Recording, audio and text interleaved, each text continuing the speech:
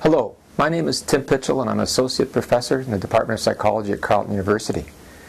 For the past 16 or 17 years now here in the department, I've been focused on the breakdown in volitional action we commonly call procrastination. So procrastination is really best thought of as self-regulation failure, lack of self-control, and I'm interested in why we become our own worst enemy at times, where we make an intention and we don't follow through.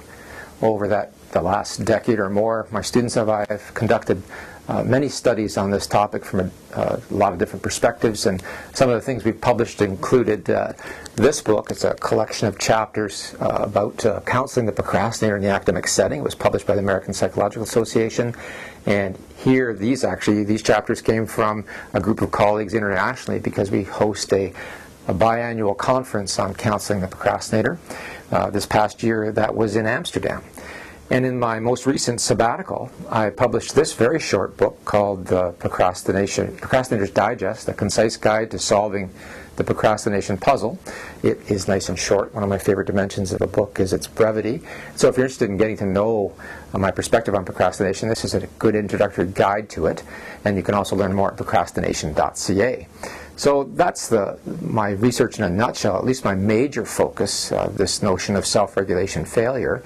And right now I'm supervising doctoral students, master's students, and honor students in their research. And this includes a senior doctoral student who's working on making a better measure. How can we better operationalize this notion of procrastination and measure it, including a diagnostic approach to understanding what might be causing this procrastination, how best to deal with it.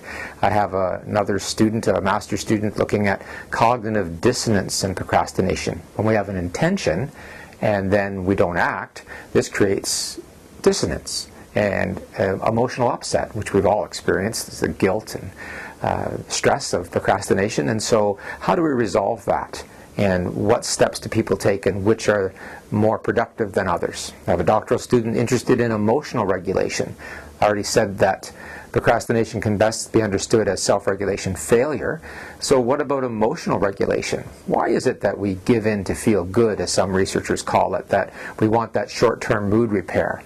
And so there's one doctoral student looking at that.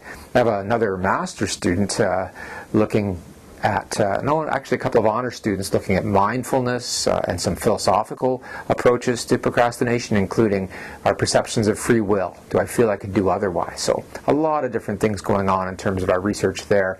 And over the years we've done numerous studies, and you can access all of these again at procrastination.ca, or at least see the kind of things we've been doing. I study more than procrastination, although my focus is there and I'm really fascinated by that. I also have a doctoral student who's quite prolific. She's been writing a great deal about canine companionships, our dogs, and their effects on well-being. And so she's looked at things like loneliness and canine companionships, and she's looked at well-being, particularly physical health and activity level in pet owners, and so she's conducting research now on that. In fact, I'm personally interested in that. I supervised her honors thesis many years ago because I'm a dog musher in my other life as a dog musher. I have a team of 10 Siberian Huskies. Well, they're not all Siberians actually. Some of them are Alaskans, but I have active life with dogs, and I do understand that our domesticated animals play an important role in the lives of humans. In fact, I also have a couple of horses, and so I could see extending this research towards equine companionship. As Winston Churchill once said, there's nothing quite so good for the inside of a man as the outside of a horse. I paraphrase, but we all know that the animals in our lives have an effect on our well-being, and that's another area of research that I'm pursuing with one of my graduate students. Now, that's one piece of my life. That's this research focus, but I think I'm a professor in university because of teaching. I love to teach. It's one of my passions, and so I teach a graduate course on teaching. I've been doing that for the past 13 years, in fact. And this is a preparing future faculty type course. It's populated by master's and doctoral level students who want to learn more about teaching and the scholarship of teaching. Now, my own scholar of teaching emerges partly from that. Recently, one of the students who took that course conducted a study, which I'm a co-author on giving effective feedback on writing. And we've also done research on, there's a student right now working with me master's student on students' feelings of entitlement and how they negotiate grades. So we all know that more and more, at least faculty will tell you this, that students feel entitled to high marks just for being in a class. And so we know this as feelings of entitlement. It's related to things like narcissism as an individual difference variable, and it could be related to how people negotiate grades, and that's one of the studies that's going on now. I've published a paper with a librarian here at Carleton and another one of my colleagues on information literacy and learning, because one of the most important things in today's world is how to use the internet effectively to retrieve information, whether that be from a library or other sources. So how can we help students learn in the context of our courses to have better and more effective information literacy skills? And some of my earliest research was based on work on the use of the internet more generally for group work, for learning, and I take that into my everyday practice as a teacher. I podcast all my courses, I set up websites that facilitate learning, and I'm constantly pushing at those boundaries. And with that, of course, I spend a lot of time traveling to other campuses, working with colleagues, giving invited keynote talks, and my focus most recently has been on student engagement, particularly around combining things that come right out of my research on self-regulation, skill and will. How do we maximize students' skill and will to more effectively engage them in their learning? Because the engaged student is someone who's learning.